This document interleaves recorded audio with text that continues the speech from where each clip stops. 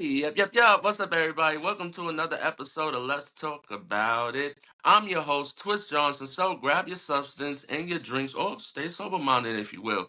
But if you're feeling the vibe like Shan, subscribe. You can find all the handles needed down at the comment section. Before we introduce this young lady in the screen with me, we got the current events that nobody asked for. Okay, so today's story comes from Fox Business News Food and Drinks CEO Mark Klaus. He states that Campbell Soup is making a historic name change. Campbell Soup. So, Campbell Soup is the giant of soup in the soup industry. The giant is intending to take the name Campbell Soup and change it into Campbell's Company as part of its evolution to build. And it's been around for over 155 years. It's now deciding that instead of Campbell Soup, it's going to be Campbell's Company. This will make it more wholesome to reflect its growth over the years. The change will need approval from the shareholders and investors. This will be pitched to the shareholders the days of the investor day that's coming up in the near weeks. So they expect to launch this as early as January 2025. So everybody out there who loves Campbell Soup, I'm pretty sure the little can with the red and white brand on it, it's going to be now branded as Campbell's Company. I love me some Campbell soup, especially the chicken noodle soup. Without further ado, let's introduce this young lady inside the camera with me. Tell us who you are, where you from, and a little bit about yourself you might want us to know. And then we could do the pour out and pour up. Alrighty, sounds good. So I'm Sophie Zollmann. I'm in Nashville, Tennessee. I am an 80s pop Stevie Nicks witchy woman, Harry Potter nerd extraordinaire, poker player, beach bum, digital marketing expert, and best-selling author and speaker. And my company is Sophie Zone Next Level Business Support, and we take the frustration and the guesswork out of digital marketing to bring measurable, repeatable results to our clients. Love that. There you have it, ladies and gentlemen. So, pouring out, pour up. You know how we do this here. So, who would you like to pour up for? So I would pour out for both my mother and father. Been passed for a while, but their birthdays were just a couple of weeks ago. So I'm going to honor them in the afterlife and say happy birthday and miss you guys. Amen. There you have it, mom and dad. So, we're going to pour out. There you have it. Let's start the show. I'm excited about this. Today, ladies and gentlemen, you heard her accolades. We have, for the first time, a digital marketer in the place. Before we get into digital marketing, you are author. What is your book about? Or books? So I'm a co-author of the book Women Gone Wild: The Feminine Guide to Fearless Living, the Intuition Edition.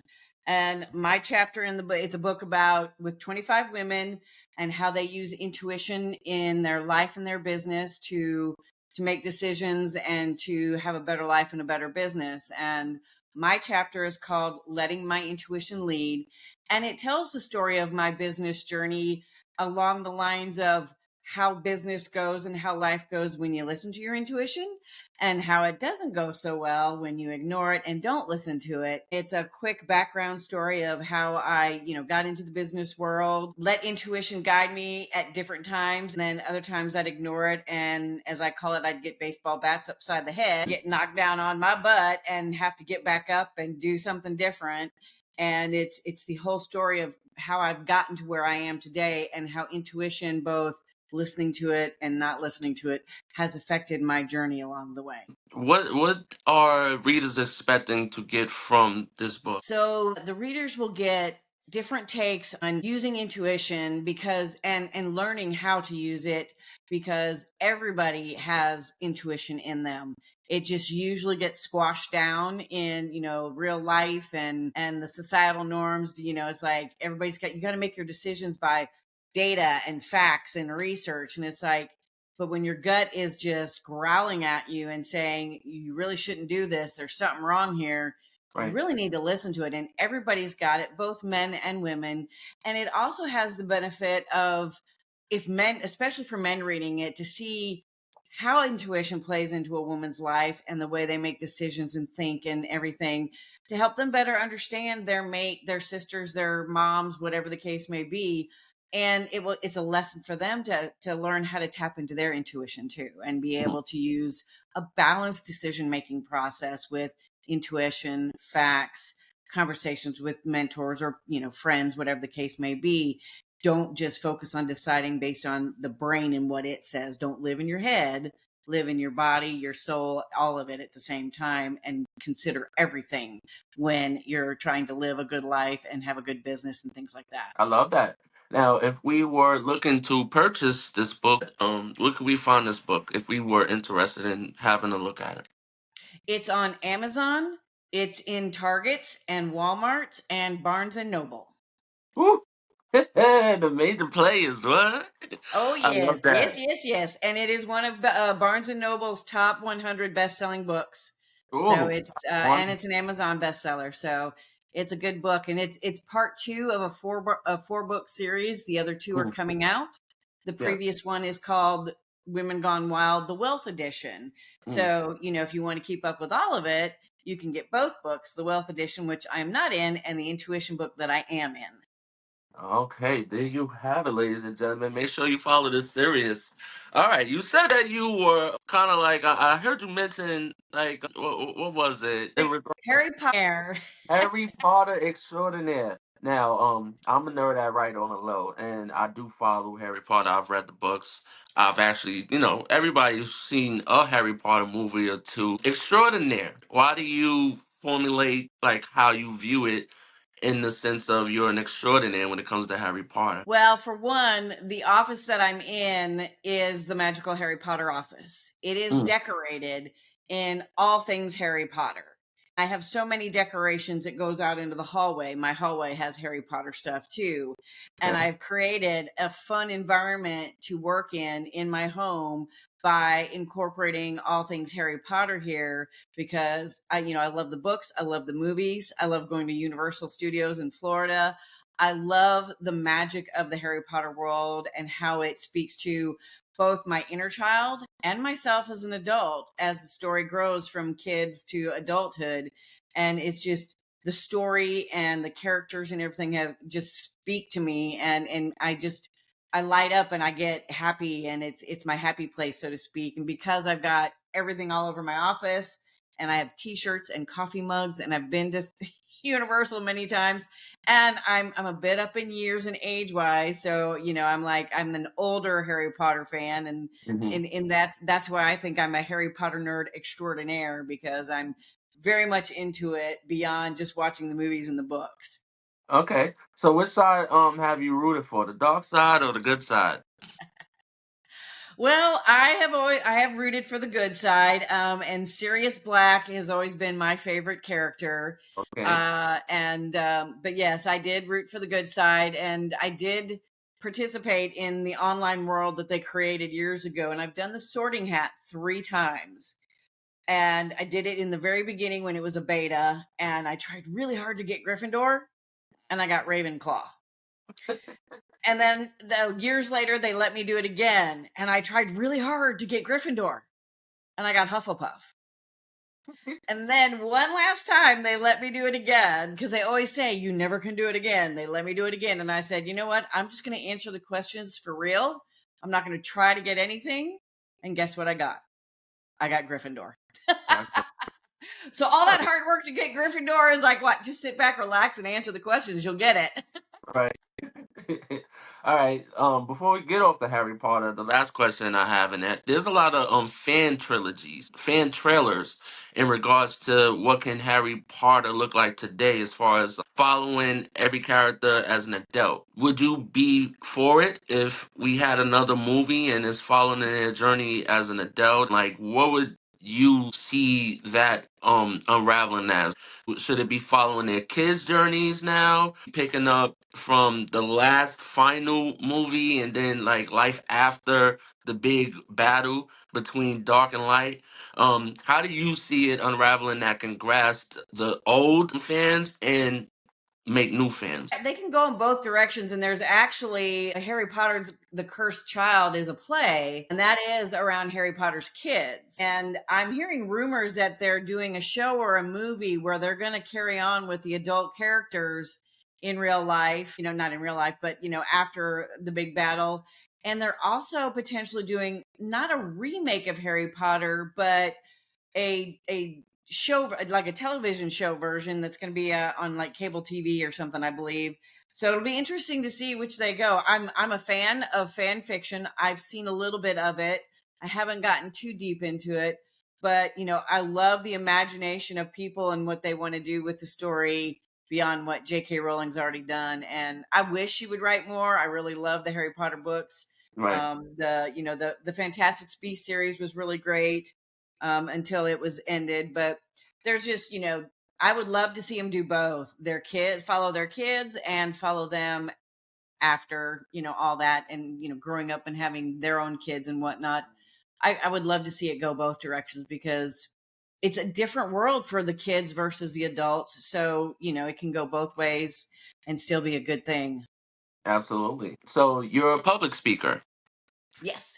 Okay. So any platforms that we are familiar with that you might have been on, and what type of topics have you covered while you were on these stages or forums? Well, the most recent has been the book signings we did in Barnes and Noble in June when we launched the book.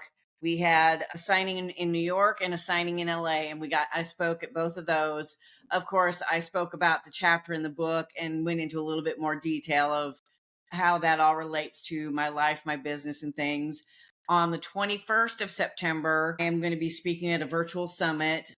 It's hosted by Jose Escobar and the Connected Leaders Academy, and I'll be talking about my favorite topic, digital marketing, the 3 biggest mistakes business owners make with their digital marketing, and how to correct that. I have another one in October where I'll be kind of combining the topic of digital marketing with my story in the book, all in one kind of thing. But my main platforms have been different podcasts lately. I've been on Word of Mom Radio. I've been on Awaken Hope show, a few other podcasts lately, now including this one. And I'm really building up to getting on more stages as time goes on, whether they be virtual or in person.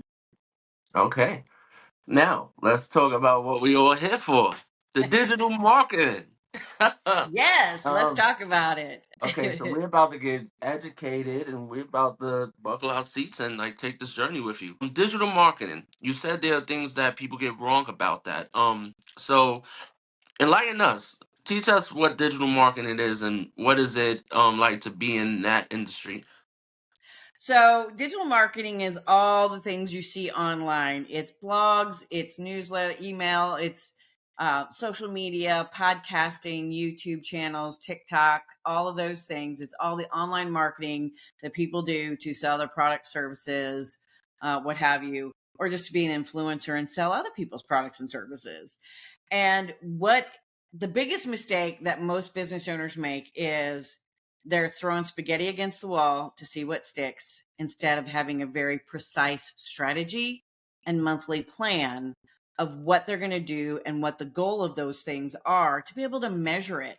Because when you don't know what's working, you don't know what's working.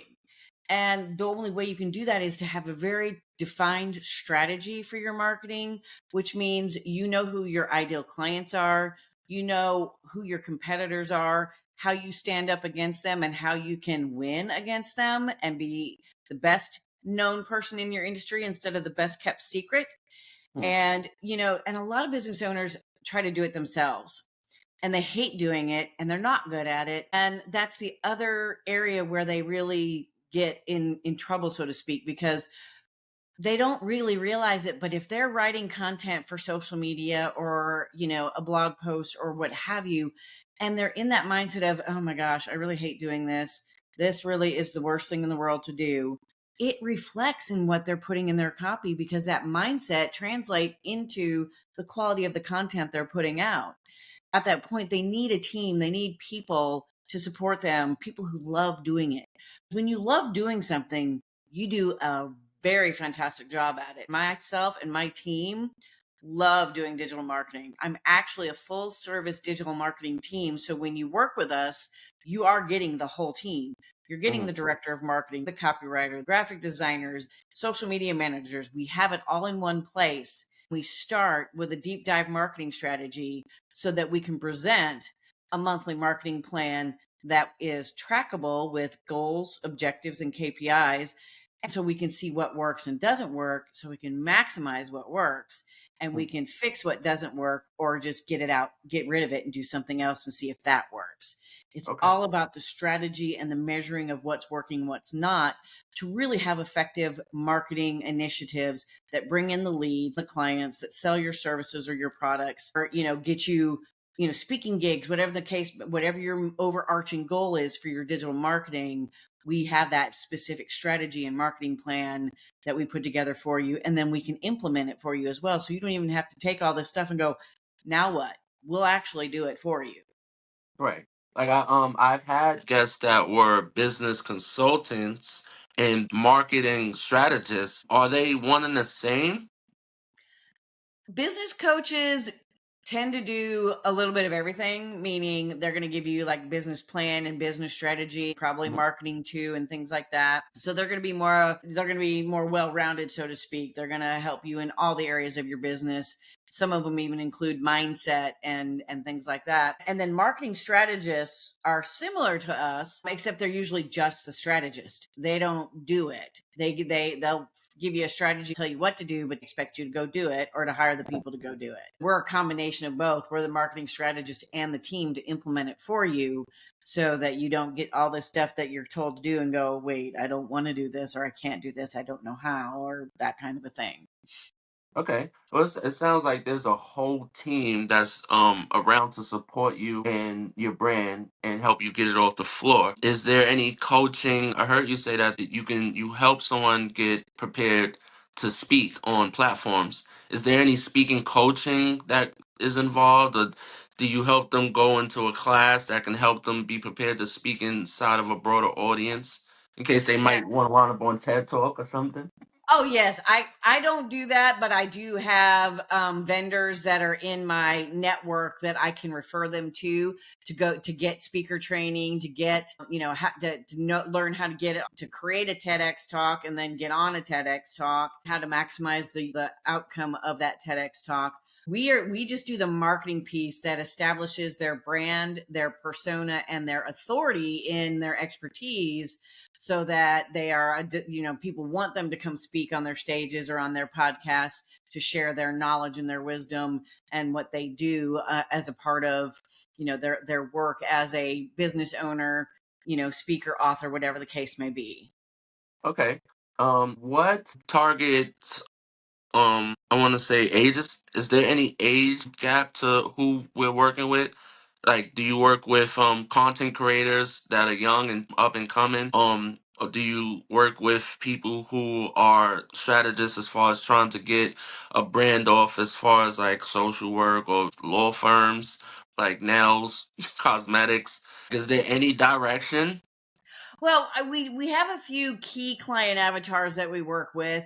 We work in the naturopathic and holistic health and wellness space. We work with coaches and consultants in the business space, and then we do work with service providers like attorneys, could be Right. social workers who are branching out into other projects, could be designers and architects, things like that. People who offer a service. Those are our three main avatars. But quite honestly, we can work with almost any industry as long as there is data out there for us to draw from, to be able to create a strategy, to know what works and doesn't work in that industry, and then apply it to their specific business, their products and services, and who their ideal client is, and go from there. But so it can be anybody, and it can be any age range as well. As being later on in my years, I tend to attract an older client, but I have worked with younger clients. Mhm. My team members, most of my team members are, moms of either small kids or like high school age kids. One of them is actually older than me and a grandma, and I think a great grandma now too. It's a wide variety of age ranges, and I have one in South America who is studying to be a veterinarian, working for me in digital marketing while she goes to school. It's just a very diverse team that I have, so we can work with different industries and different age ranges of business owners, because we do also have the diversification within the team. And if we don't know it, our kids know it, because I have adult kids now. For years my daughter could consult on TikTok for me, because I don't know much about TikTok. I'm not even on it.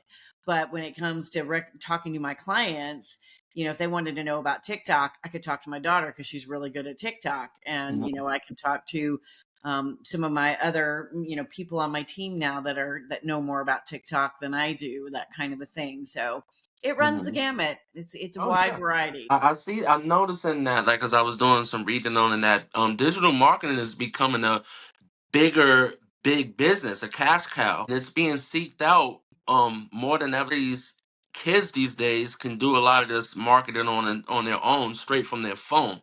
But it's becoming something that's more seeked out. So I guess the next question would be, what makes you stand out from any competitors? So the biggest ways we stand out is the fact that we start with the deep dive marketing strategy and go really deep and come up with a very comprehensive marketing plan that does have goals and objectives.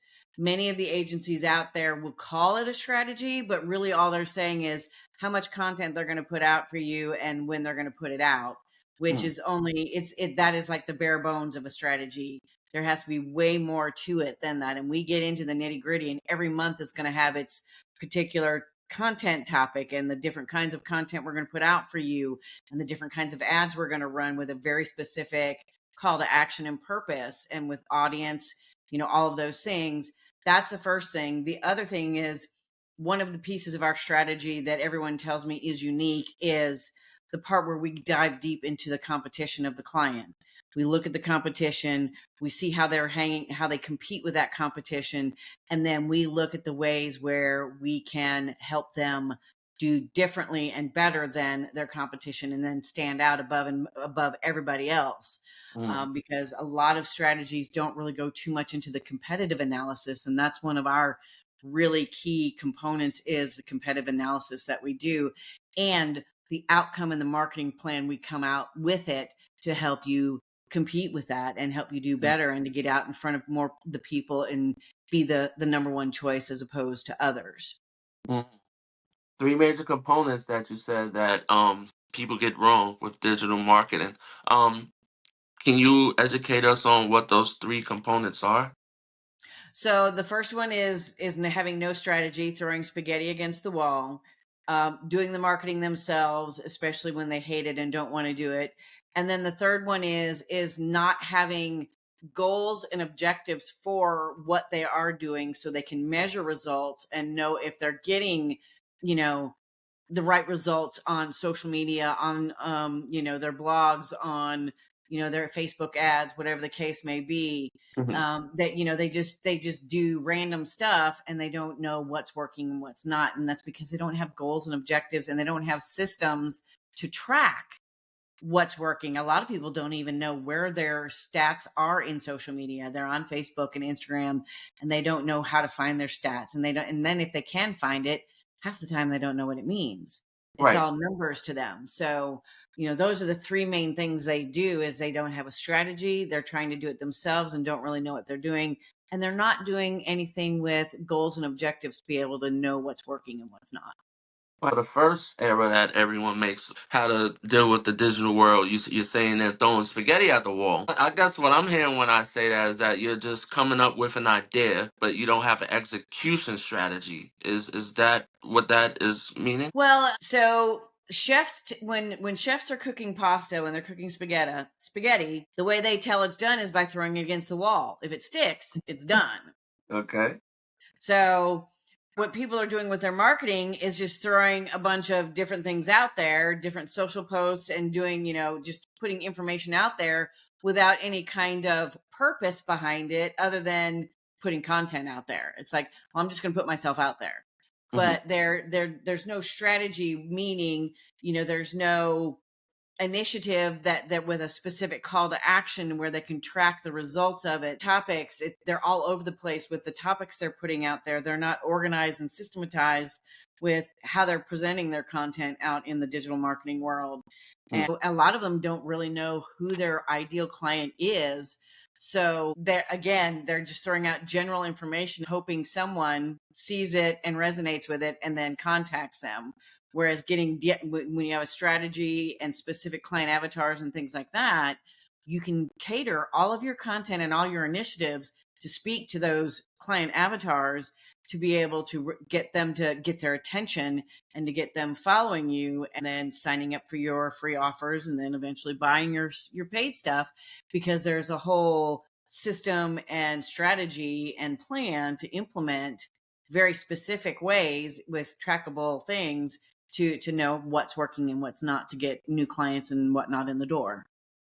Right, absolutely. I hear that a lot, like as far as me being inside of the conversation as well these days. When people initially start out, they don't know who their target audience are. So what they do is they try a variety of areas, such content of conspiracy theories on relationships, gaming content, and it just fluctuates with the algorithm, but they don't have a consistent focused audience.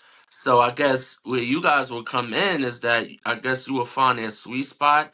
Who's actually viewing into the content? What content seems to be more getting more algorithm, getting more attention, and that's the area that you like probably suggesting that the person is focusing on. Is that Absolutely. okay? That's exactly what we do. Once we figure out who is their ideal client, all the messaging that we create for them, the content, social posts, reels topics, video topics, blog posts, whatever the case may be, we write it in such a way that it's going to catch the notice of their ideal client, because it's going to be like we're having a conversation with the ideal client. It'd be like, Right. if you're my ideal client and you're on Facebook, and I have a message out there that speaks directly to a problem you're going through right now, and tells you that I can solve it for you and how I can solve it for you, you're going to take notice because it resonates with you. It hits home and you're like, wait a minute, I got to look at more of her stuff because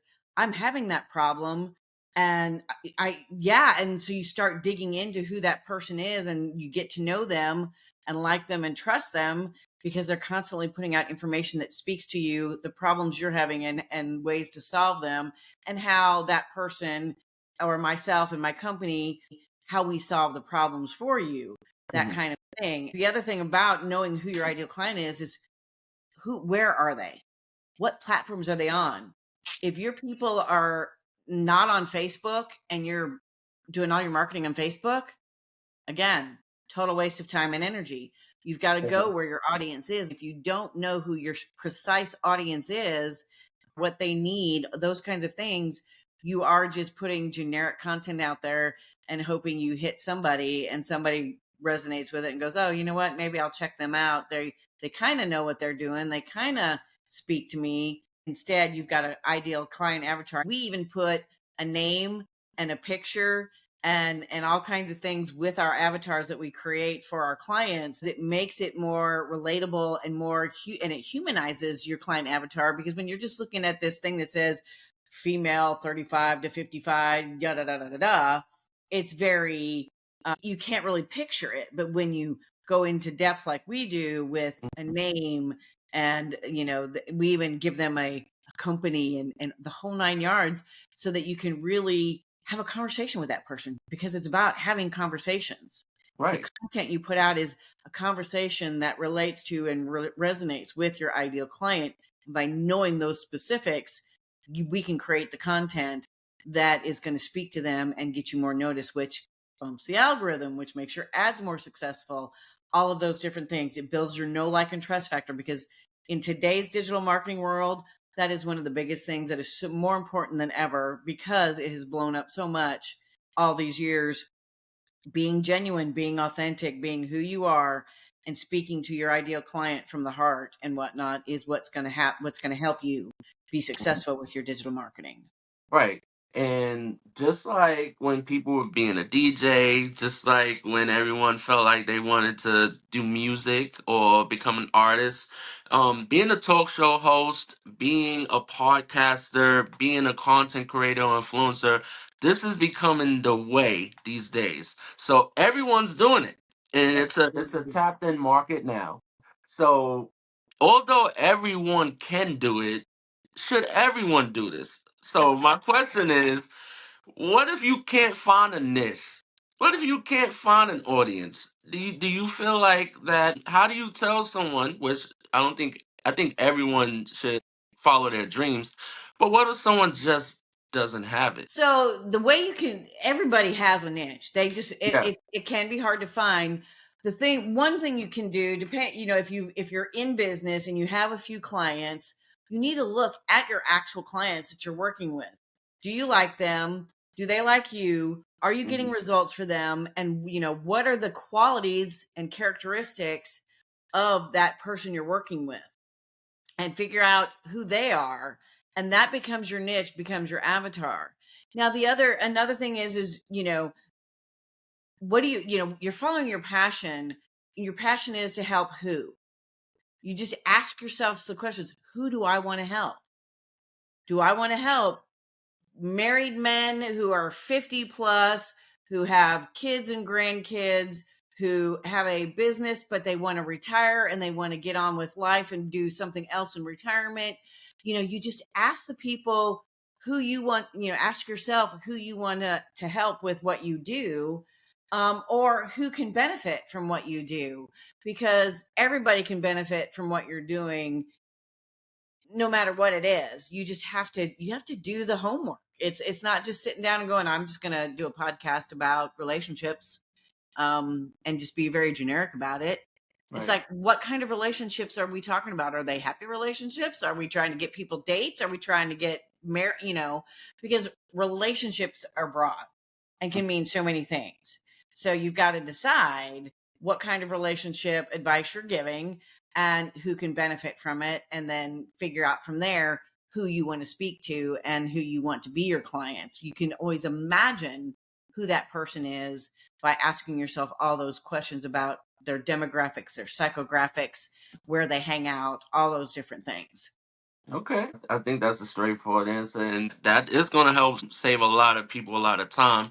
So I guess hearing your explanation of it is for everyone. It's just finding what works for you, not giving up and staying consistent and understanding that like this direction might not be the direction that you're going to. Like you said earlier, your audience, you might be attempting this on Facebook, but you might have a better tapped in connection maybe on another platform. So it's all about finding your groove and also taking advantage of like taking advantage of company, whatever services that they offer, like the public speaking, just following the numbers, listening to actual like what the consultant or the strategist is saying. I believe that like when a lot of people are doing their businesses or their brands, they have the vision, and it's hard for them to allow someone to lead and give guidance. $1 million question: how much does this cost to have a digital marketing team? So the strategy plan that we do, the deep dive marketing strategy plan, and then the done for you monthly marketing program that comes out of that strategy. The initial cost of that is, it's $3,500, but anybody who's listening to this show can get it for $3,000. And it takes 2 to 4 weeks for us to do the deep dive into your business. There's a questionnaire and a call, of course, so we can get to know you and your business.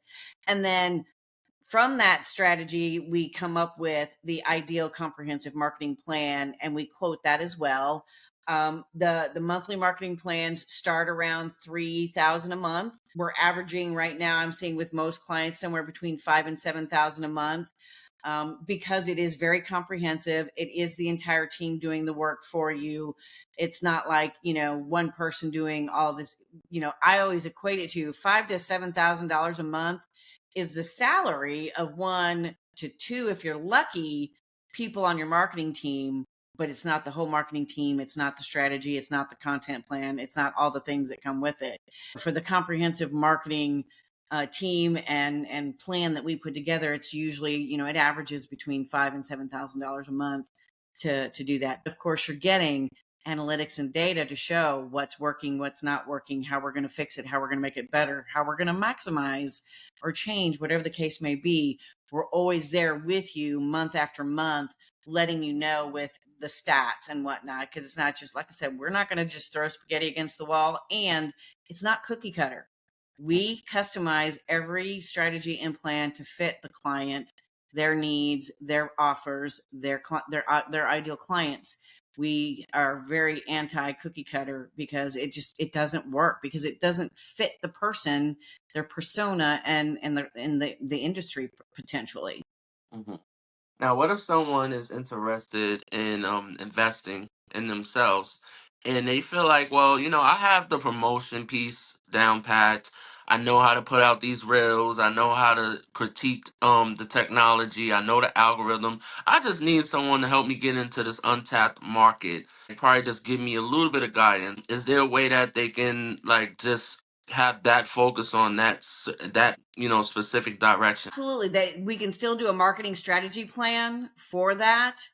And just not either. I mean, and we can give them the monthly marketing plan we recommend, and then they don't have to move forward with us on the month to month plan, but they could still do the marketing strategy for the $3,000 offer and get all of that information and just take it with them and use it to implement it themselves or hire other people to do it. There is no obligation to move on to the monthly services with us.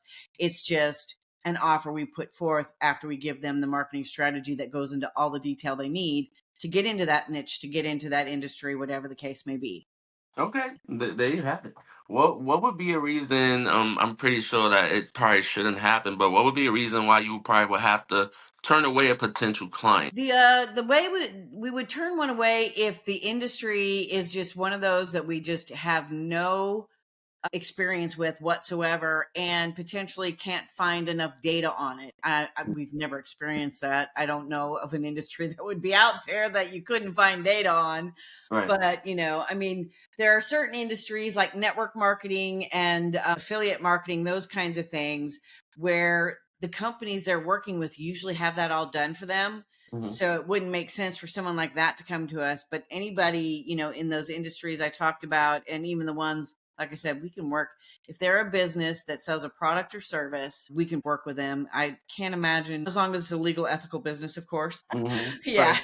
of course, it's got to be a legal, ethical business. It can't be anything. We can't do anything that's not, Hmm. above board. But we can work with almost anybody. I can't think of an industry specific other than like the affiliate marketers and the network marketers and the MMLs. No, yeah, MLMs, excuse me. Those, because they have all their stuff built into that, and franchises, because franchises usually are controlled by the franchisee. So those don't make sense to come to us, but just about anybody else can come to us and we can probably help them.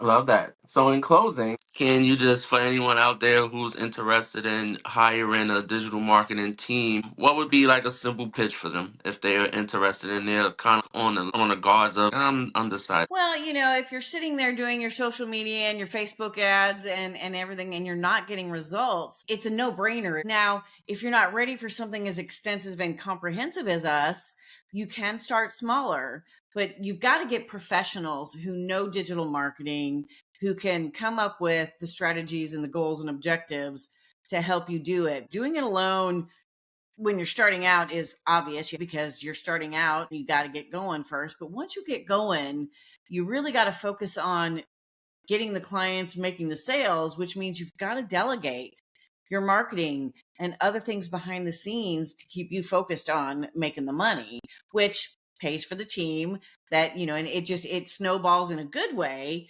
when you start making those steps to hire others to do the work that you shouldn't be doing. And, digital marketing agencies, digital marketing experts, and then full service teams like ours, there's different ways to hire for digital marketing. It's just the most ideal is having the team all in one place like us. It gives you the strategy and the plan and the whole 9 yards. It just makes it really super easy. Even though it's, a little bit more expensive in some cases, the return on investment and the value you'll get out of it will speak volumes in the time you spend with us. Love it. There you have it, ladies and gentlemen. Sophie, I've had so much fun doing this. It was a lot of education, great information for me. I had no idea about any of this stuff. I think for me, I would definitely be someone that, like, in the near future, I would definitely probably start doing the research of what it would look like for me to have a core team that can help out. Like you said, like when you're starting out, you have to really do it on your own, but you eventually should create a budget for yourself that can help you gear towards expansion and actually marketing your brand to a point to where it's actually you're getting revenue. Everyone's Absolutely. doing this for a reason. Yes, it's a passion, but at the same time, you would love to get compensated. So, Absolutely. It's there's it's a combination of vision, passion, and impact, making money to live and to have the life you desire too. Many mhm, of the people I work with help people have the life they desire. Well, we do that from the marketing side. We get them going in their revenue generation and escalating and scaling and growing sustainably and repeatedly because we find the ways that work. We get very specific and very strategic. And so they can grow and it pays for itself and then some. That's where they get into, oh wow, I can go on vacation for a week and not really worry about my marketing and whatnot because my team is there taking care of it all. I've got my other team set up to take calls or to take, manage my email while I'm mhm. out. They're eventually building a business that is a team managed business, and they just get to do what they want to do both in the business and then in their life on the side too. Absolutely. So, ladies and gentlemen, I hope you have fun and as much as we enjoy bringing this information to you. And that concludes another episode of Let's Talk About It. So, don't forget that you could catch all these episodes on Spotify and all surrounding platforms on Thursdays at 8 p.m. Eastern weekly. And I will leave all the acronyms down inside the comments for how you can follow the show, and you can catch the shorts on any social media platforms so far as TikTok, Facebook, Instagram, and we're working on the YouTube. And now we have the X platform. All of social medias will be down at the comment section. So hope you enjoyed. See you next time. I'll miss y'all.